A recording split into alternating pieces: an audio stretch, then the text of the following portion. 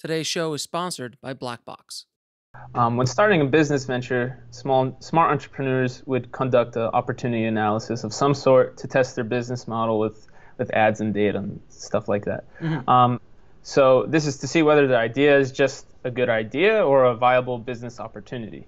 For filmmakers, is this process the internal greenlight? And how would you do an internal greenlight of some sort? Like, how do you know what project to do next? How do you know what project to do next? This is an issue that I've had. Because I've actually been people have been asking me. So Alex, you made Meg. Now what? I'm like, okay, well, calm down.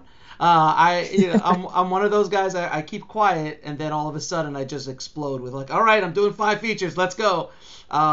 So that was an internal question for me. For me, my next movie, which I'll talk about more on the podcast, and in the future I'm going to get much more details about my next 2 movies that I'm going to direct, but I'm going smaller. I'm actually going to go smaller than Meg, more intimate than Meg, and more personal, because it's something I want to do and kind of explore as an artist. And then the next one after that will be a little bit more commercial, but also exploring another avenue that I haven't explored as an artist yet, another genre. So with Meg, for me, and I'm only using myself as an example so I can kind of give you something. Meg, for me, was more of a mumblecore kind of like run and gun. Let's see what I can do by just grabbing a camera and getting a bunch of cool actors in front of my lens and see what kind of story we could put together. And that was my experiment, and that was my my challenge. I don't want to do that same kind of movie again because I'll be bored. So I'm going to go after another kind of movie, another kind of way of storytelling. Then the third movie will be a different genre completely. Now, this is completely against what a lot of people say, where you should be like, if you're an action director, you should be an action director. If you're a horror director, you should be a horror director. For me, in my personal journey path, I love genre. I mean, anyone who's ever followed any of my work knows that I love genre, loves action, and those kind of movies. But I'm leaning my way back into that because I know it takes a lot of money to do it right. So I'm kind of playing around and doing other things myself first. So for you, you have to ask yourself the question, how do you want to challenge yourself?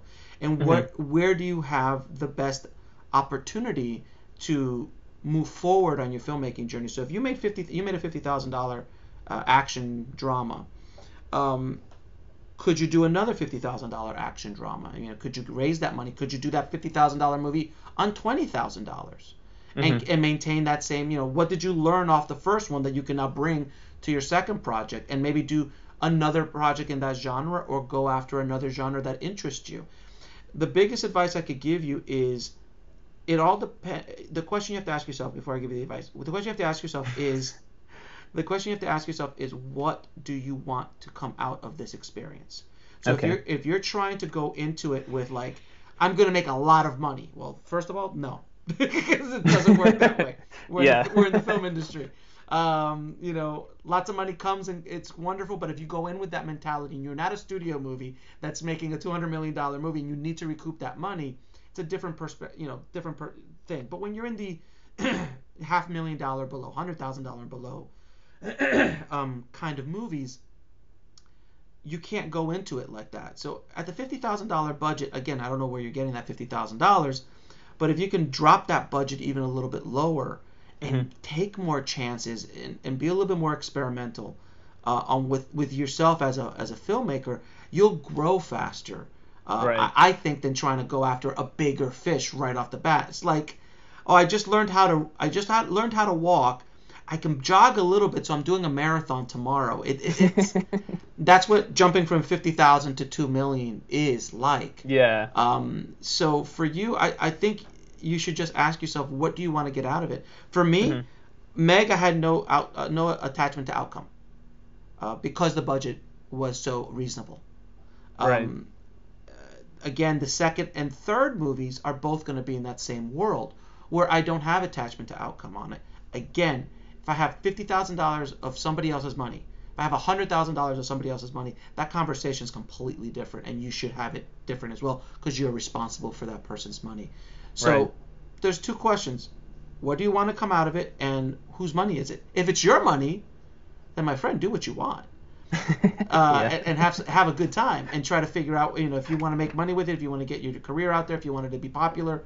There's a bunch of different questions you have to ask yourself about what the process is, because, man, making a movie is hard. You know it. You've done one. It takes a long time. It could take. I'm going to be on Meg probably for another year at least, just dealing with stuff on Meg, and either promoting or doing interviews or dealing with the distribution, all this stuff. It's a big commitment. So whatever you're going to do, just figure out those two questions, like, what do you want to get out of it, and where's the money coming from? Right. It's a good answer. Did that answer it? Yeah, and I really like how you emphasize on trying to grow as an artist and things like that. Because it's the next 4 years of your life. You know what? Because if you don't do that, man, if you don't grow yourself as a director and as a filmmaker, you're not gonna make it. You're not gonna make it. These are the mistakes I made along the way, man. I did so many short films. A lot of times I wasn't challenging myself. I was just trying to amp it up, kind of put it on steroids a bit, and just like, look what I can do. Look, I'm a filmmaker. I could do this and I can do that, as opposed to just sitting down and going, what am I learning from this process? What is the end game for me on this project? And that only comes with age, honestly. It just takes age and experience to go through that. And that's how I was able to get Meg done, and hopefully get these next few projects that I have planned for 2018 done.